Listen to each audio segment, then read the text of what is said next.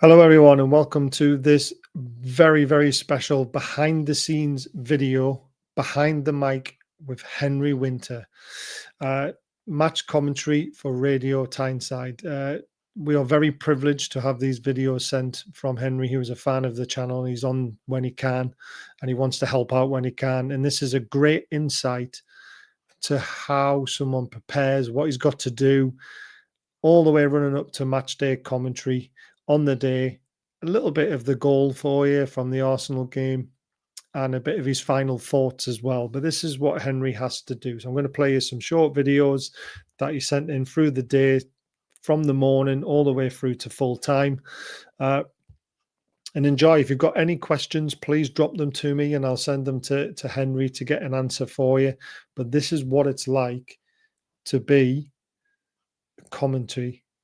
commentator. If you want to get into this line of work, this is what you got to do. So any questions, please let us know. But I'm going to hand it over to Henry and his videos just to show you what it's like behind the scenes and behind the mic. Enjoy, guys. Hi guys, this is my day in the life of a football commentator. I'll be doing a radio commentary for Radio Tyneside today. It's Newcastle United versus Arsenal at St James's Park. So I'm just making my way over to the Radio Tyneside studios to do a bit of prep. I've got all my notes in my backpack, and once we've got everything sorted at the studios, we'll pick up the equipment and head over to the stadium. Hi guys, we are in the Radio Tyneside studio now as we prepare for the game. I'm just going through our logs here, just making sure everything's lined up, ready for the match, and it's usually absolutely fine, but it's always good just to double check that everything's in order. And I've just been kind of going through my notes. I just thought I'd show you what I've done. And now at first glance, you'll think, well, that's not much preparation at all. And to be fair, it isn't. I don't like to over prepare for my commentaries because I prefer it, especially with radio, to be descriptive of what's happening rather than just reeling off stats and that kind of thing, because I think that can be helpful in quiet parts of the game, but I think overall for a radio commentary, people want to be hearing the action and what's going on. But I do arm myself with a bit of information, so I've got form here, results so far in the Premier League. I like to colour code it as well, just when I'm glancing down during a match I can quickly find the information I want. Bit of team news in terms of injuries, which I've collected from obviously both managers' press conferences. Fabian Schär, the big miss potentially today for Newcastle, and Arsenal got a fair few in the treatment room at the moment. Madueke, Gabriel Jesus, Havertz as well. So a few key players missing for Arsenal, I should say. And then we've got some stats here. I don't like to have too many because, to be honest, if it's a pretty action-packed game, which I think it will be, I'll probably only use 2, maybe 3 of these. I won't use all of them. So I don't overload myself with stats. But I've got a few things here. I think one of the most ominous things for Newcastle is Arsenal have lost only one of their last 16 away games in the Premier League, and that was to Liverpool earlier in the season. So perhaps a bad omen for Newcastle, we'll see. I've left some space here to make notes during the game, so when there's goals, red cards, yellow cards, whatever, I'll tally up corners here as well. It just means that when I'm reflecting on what's happened in the game, I've got a little log of what's happened, which is quite helpful. I've got Newcastle's and Arsenal's next game as well, obviously both in the Champions League. And over here, you'll notice it looks a bit like a football pitch. Well, that's because it's meant to be. When we get the teams through, I write all the players in their respective positions for each side, and that just helps me visualize how both teams have set up. And if there, for example, a player comes on who I'm not really very familiar with, or there's a number on a player's shirt and I'm thinking, oh, who's that? I can't quite spot it. Well, I can look down here and have a little look, and I'll have my subs here as well. And once we get those lineups, I'll add a bit more information to this about players, how many goals they've scored this season, etc., which can help me as well.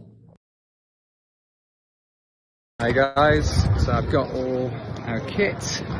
This is very much my least favourite part of the job. We do take it in turns in the team to get the kit and set up all the equipment and stuff, because it is just literally just driven it into my own foot. It is heavy and a bit of an effort to lug it up all the way to the stadium, but it's about a 10-minute walk, so a good bit of cardio before the game kicks off. It's a beautiful day here in Newcastle, sun shining, perfect afternoon for some football. Let's get to the stadium. Well, we've made it.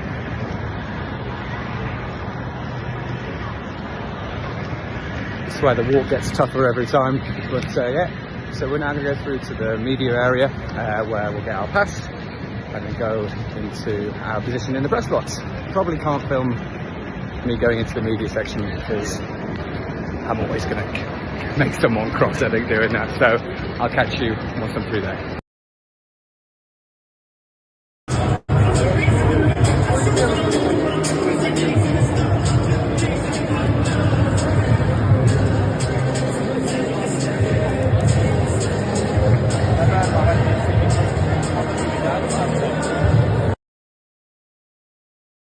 The melee of wires and stuff we have to set up. As you can see, it's a bit stressful. But yeah, we've got our team sheets. I've been expanding out my notes a little bit. You can see I've added in obviously the starting lineups and a few stats here and there. So pretty much ready to go. There's my co-commentator Matt speaking to a friend in the crowd. But yeah, it's a really busy press box today. Absolutely packed. Which you'd expect nowadays for the big games. St James's Park, absolutely beautiful as always today. Kick off in around half an hour. Box, as we've been talking about, can they get something from this one? Tonali plays it short to Anthony Gordon. Anthony Gordon back to Tonali. Tonali whips it in, and Voldemarder's underneath it. Yeah! For Newcastle! Voldemarder with his second goal in a black and white shirt has made it 1-0 in the 34th minute. It was a corner taken short from Tonali into Anthony Gordon, back to Tonali. Tonali whipped it in. Voldemarder rose high into the sky and buried it into the bottom right-hand corner of Raya's goal. Newcastle 1, Arsenal 0. Well, against the run of play, isn't it? Well, unfortunately not the result we wanted, but another great experience for me doing a bit of commentary. It finished 2-1 to Arsenal, and to be fair, the way that second half went, you could kind of see it coming. Yeah, Newcastle need to tighten up a bit. I think in terms of being able to control games, there's some work to do there, especially in that second half, where I think we barely touched the ball really. But there's positives there too. Voldemarder with his second goal of the season, so yeah, hopefully this has been a good insight into what it's like doing the football commentary. It's always better when we win, but unfortunately that's the gig. You've got to turn up and talk about it all no matter what happens, and I guess that's part of the job. Anyway, thanks for tuning in. See ya. So there we have it, everyone. That's what it's like to be a match day commentator. Obviously, Henry does an absolute fantastic job for Radio Tyneside. He doesn't get to do it on every game, but when he does, he puts his whole heart and emotions and passion of being a black and white through and through Newcastle fan. So I hope you've enjoyed that. If you do have any questions, please get in touch with us, and we will do our best to get the questions answered by Henry Winter. And please follow him on Twitter, Henry_Winter. Lovely guy, an absolute pleasure to know him and to call him a friend, and to get these insights. I think that was absolutely amazing, especially going through his notes, his preparation from a blank piece of paper, which filled up very quickly. It just shows you it's not as easy as just turning on a camera and just getting on with it. There's a lot of work done in the background. So thank you to Henry for doing that. And hopefully we'll have some more stuff from him in the future. Just got to speak to him and we'll do what we can. But thanks for tuning in, everyone. Hit the thumbs up, hit the subscribe button, and hopefully we'll have more for you in the future on Henry and Behind the Mic. Thanks, everyone, for watching. Goodbye.